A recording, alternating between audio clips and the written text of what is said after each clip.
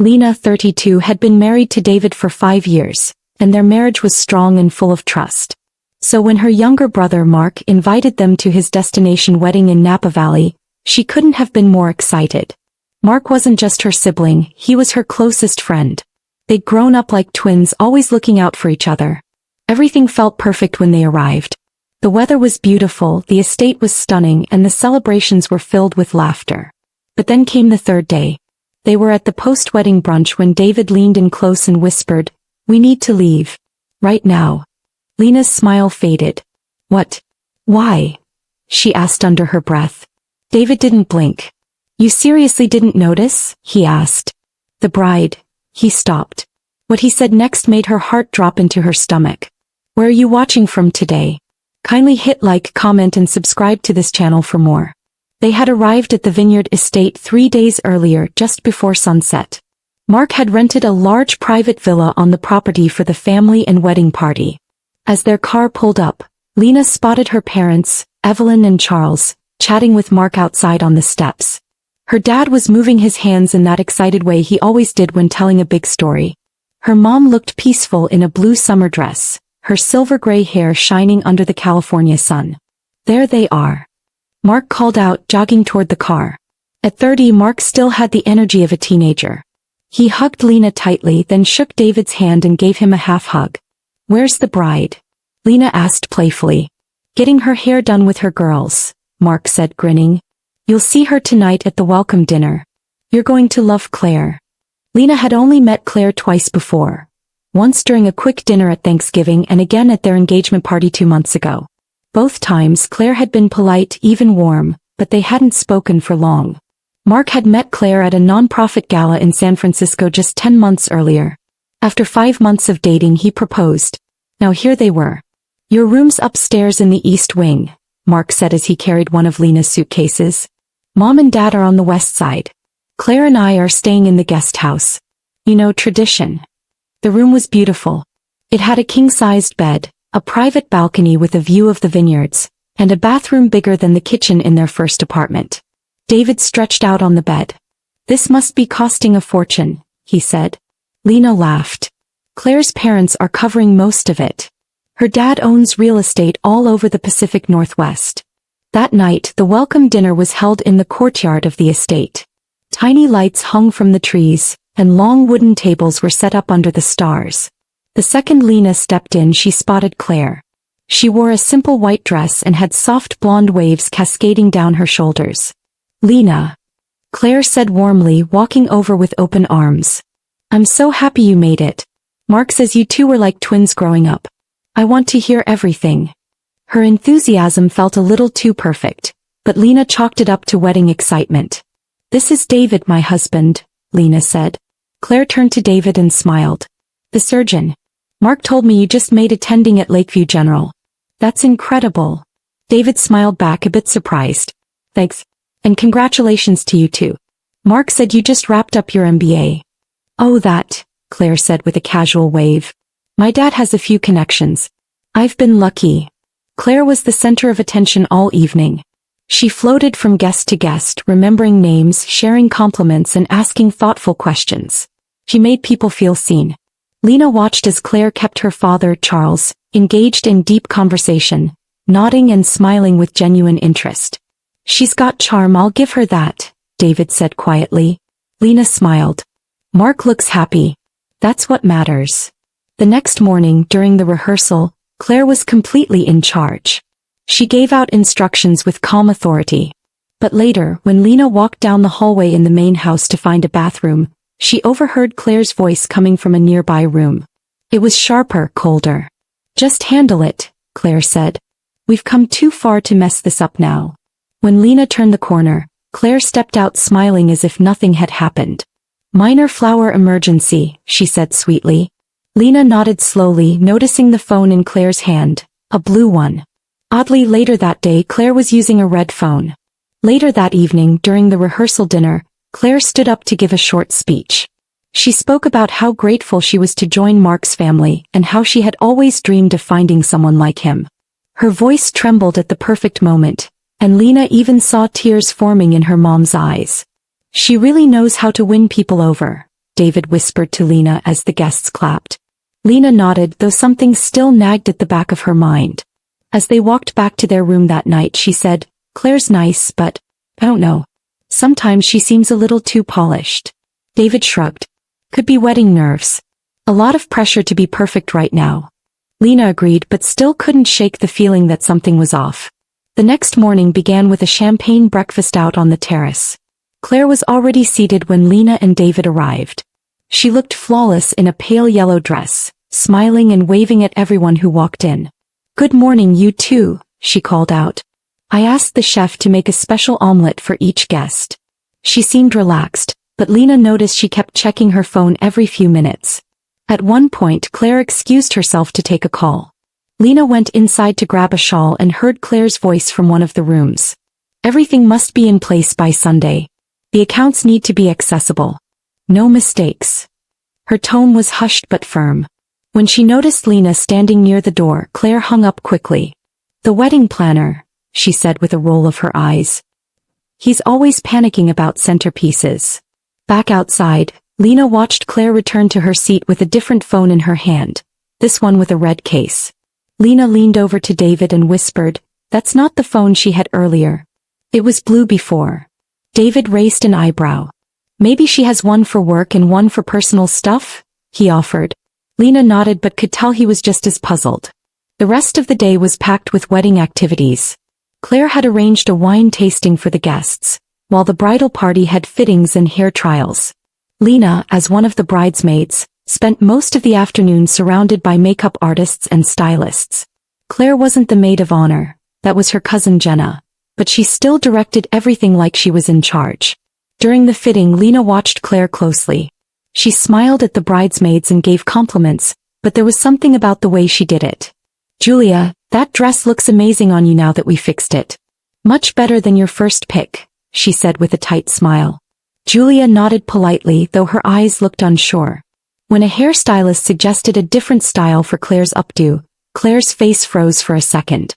"Let's stick to the original," she said, her voice firm but sweet. "It's my wedding day after all." Lena sat beside Jenna during a break and made small talk. Claire mentioned she got her MBA from Stanford. "That's impressive." Jenna looked puzzled. "Stanford? I thought she went to UCLA. Maybe I'm mixing her up with someone else." Before Lena could ask more, Claire walked over and linked arms with Jenna. "What are you two whispering about?" Claire asked playfully, but there was something in her tone that wasn't as light as her words. "Just bonding," Lena replied with a smile. That afternoon, Lena saw something else that made her uneasy. The wedding planner, his name was Henry, came over to Claire to ask about the seating chart. Claire's entire demeanor changed. "Henry, I don't pay you to ask me what to do. I pay you to make it perfect," she said sharply. The warmth in her voice was gone. When she saw Lena watching from across the room, Claire quickly softened. "Oh, Henry, I'm so sorry," she added sweetly. "I'm just stressed. Please use your best judgment." Henry nodded, but Lena saw the flicker of discomfort in his eyes. It was like he'd just been scolded, then hugged. That night, the bridesmaids had dinner at a small restaurant in town. Claire was cheerful, full of energy and raising toasts every few minutes. But she kept stepping away to take phone calls, always smiling when she returned, though her smile looked thinner each time. As the group was leaving, Lena saw David waiting near the entrance. "That was a long dinner," he said, helping her with her coat. "How was yours?" she asked. "Fine," he replied, but something strange came up. Mark told one version of how he met Claire, at a charity gala. But one of her friends at our table tonight said Claire tells everyone they met at a coffee shop where she spilled her drink on him. Lena frowned. "Those are very different stories." David nodded. "I'm just saying, it's a weird detail to get so wrong." Back in their room, Lena sat on the bed, deep in thought. "She always says the right thing," she murmured. "But sometimes it feels like she's acting." David removed his watch and placed it on the nightstand. "I've met people like her before. They're polished. Trained almost." "You mean fake?" Lena asked. David shrugged. "I don't know. But I trust my gut and something about her just doesn't sit right." Lena sighed. "Mark is in love. He's blind to anything that doesn't fit that picture." David looked at her seriously. "Let's keep watching. Something tells me this wedding is more than it seems. The wedding day arrived with bright sun and a gentle breeze. From their balcony, Lena could see white chairs being arranged in perfect rows. Flowers were being added to the wooden arch where the couple would exchange vows. Lena wanted to put her doubts aside. This is Mark's day, she told herself. Don't ruin it with suspicion. The bridal suite was buzzing when she arrived. Claire sat calmly in the middle, makeup being applied while stylists worked on her hair. Lena. Claire called out brightly. Come sit with me. I have something for you. She pointed to a small silver box. Inside the box was a delicate bracelet with a single pearl. Thank you, Claire said, looking at her through the mirror. Mark tells me you're his rock. That means a lot to me. Lena smiled, touched despite herself. It's beautiful. Thank you. Claire looked so genuine, so poised. It made Lena feel guilty for all her doubts. The ceremony later that afternoon was picture perfect. Mark looked nervous but overjoyed as Claire walked down the aisle in her white lace gown. Guests gasped softly at how stunning she looked. Her vows were emotional, heartfelt. Even Lena found herself tearing up. At the reception, Claire was glowing. She moved from table to table with ease, remembering guests' names and details. She made sure Lena's parents had drinks and introduced them to several of her relatives. But Lena noticed something strange. Claire had very few actual family members present. There was Jenna, of course, and an older couple introduced as Claire's aunt and uncle. Her parents were there too, her father, a quiet man with silver hair, and her mother, who barely spoke. Where are her childhood friends? Lena asked David during their dance. Or anyone from her old life? David nodded. That's what I've been wondering. Most of these guests are either her parents' business contacts or Mark's friends. He leaned in closer. Also, have you noticed how her voice changes depending on who she's talking to? Lena raised an eyebrow. What do you mean? With your dad, she sounds like she's from the West Coast. But when she talks to her uncle, she suddenly sounds like she's from the East Coast. Lena tilted her head. Maybe she just mirrors people? David didn't answer, but she could see the doubt in his eyes. Lena continued observing. Claire carefully directed conversations and steered certain people toward others. She seemed especially focused on keeping Lena's father, Charles, in long talks with her own father. With your experience in green investments and my reach into Asian markets, we could build something massive, Claire's father said over dessert. Charles looked impressed. I've been trying to break into that space for years. Regulatory roadblocks are everywhere. I know a few paths around those, the man replied, smiling thinly. Lena watched the exchange closely. Claire, meanwhile, stood nearby, her eyes scanning the room constantly. Later that night, Lena noticed David taking photos with his phone, not of the decorations or the couple but of Claire with different guests. What are you doing? She asked. David shrugged. Just documenting the crowd. Something doesn't sit right. Lena stared at him. Are you investigating her? David looked conflicted. Not officially, but I've seen this kind of thing before. She's gathering influence. And I think she's after more than just love. Lena looked over at Mark, who was laughing at the head table, totally unaware. If you're right, she said softly, he's walking into something dangerous. They barely slept that night. The next morning, the brunch was set up in the estate garden. Despite staying up late, nearly everyone came. Claire wore a simple sundress, her hair in a ponytail, greeting guests with a warm smile. David was quiet, checking his phone constantly. When Lena asked, he mumbled something about hospital updates. You never do this on vacation, she said. David didn't reply.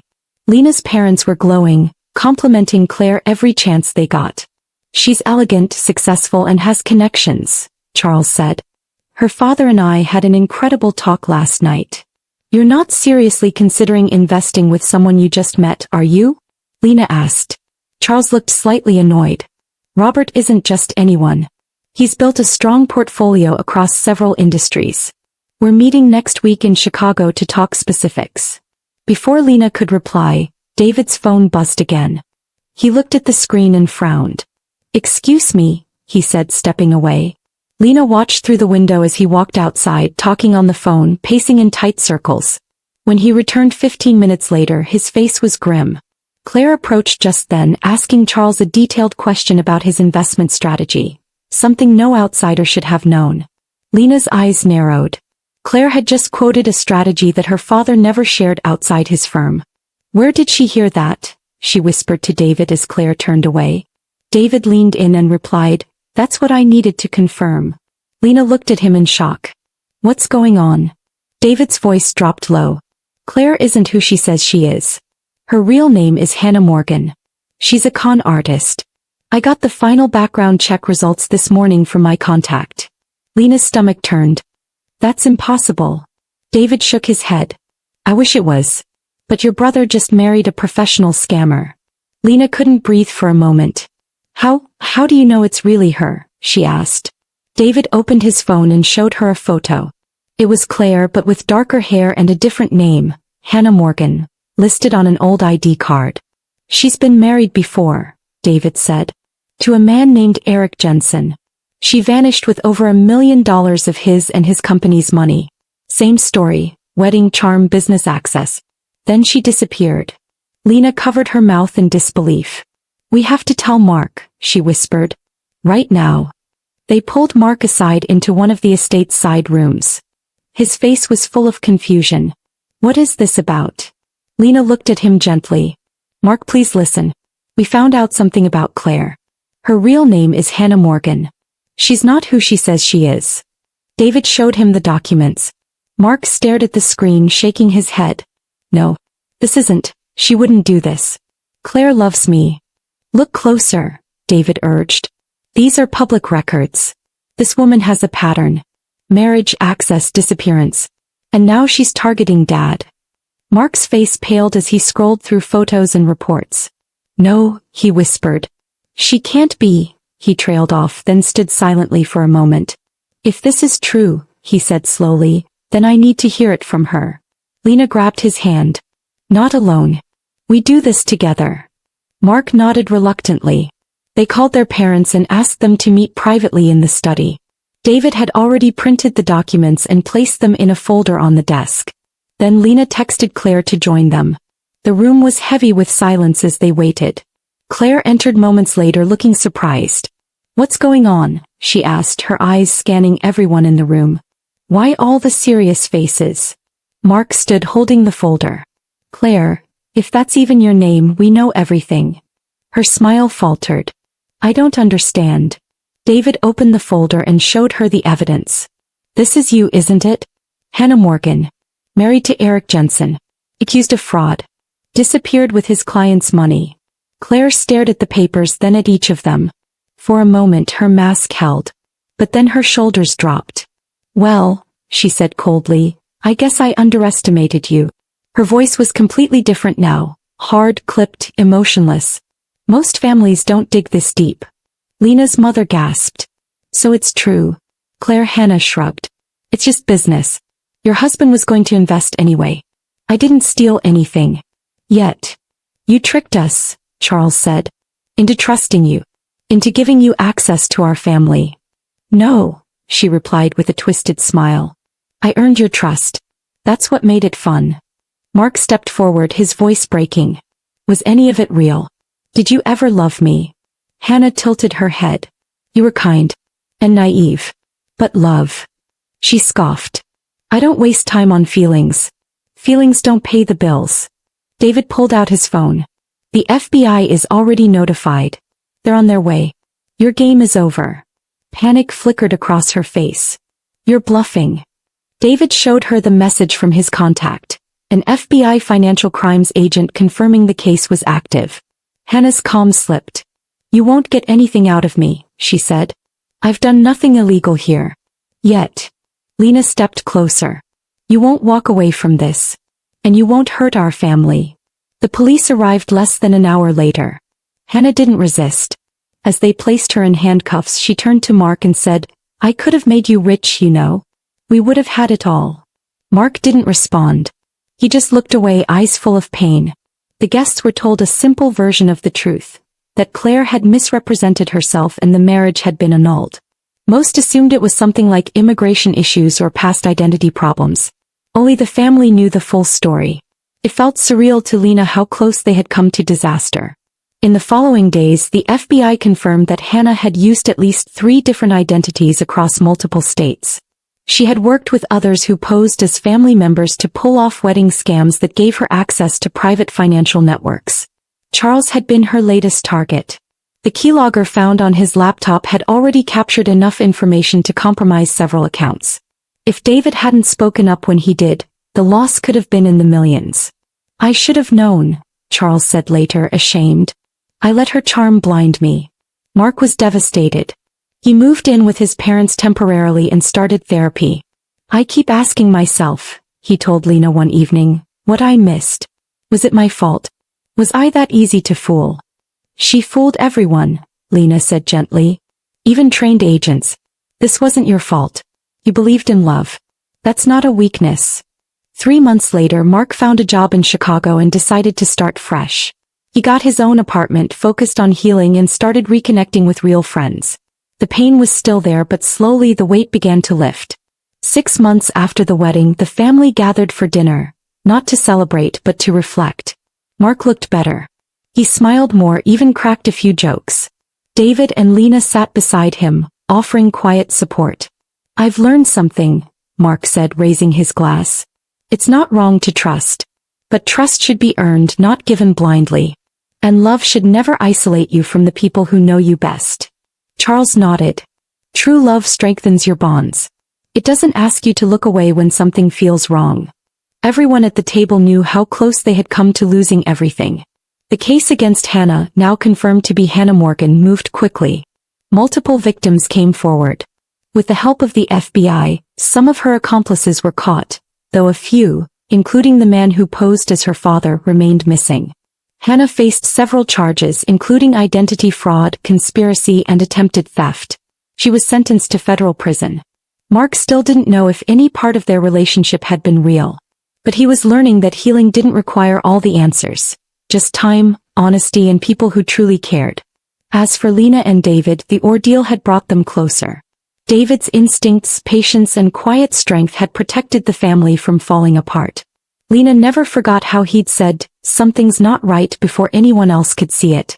And though the scars remained, their family was stronger now. More cautious, yes, but also more connected. They had been targeted because they were loyal and trusting. But in the end, those same qualities, love, trust, and unity, were what saved them. Moral lesson. Real love strengthens your roots, not separates them. Trust should be earned, not assumed. And when something feels wrong, listen to your instincts. They're often wiser than words. Remember to hit the like button, comment, and subscribe to this channel for more of this.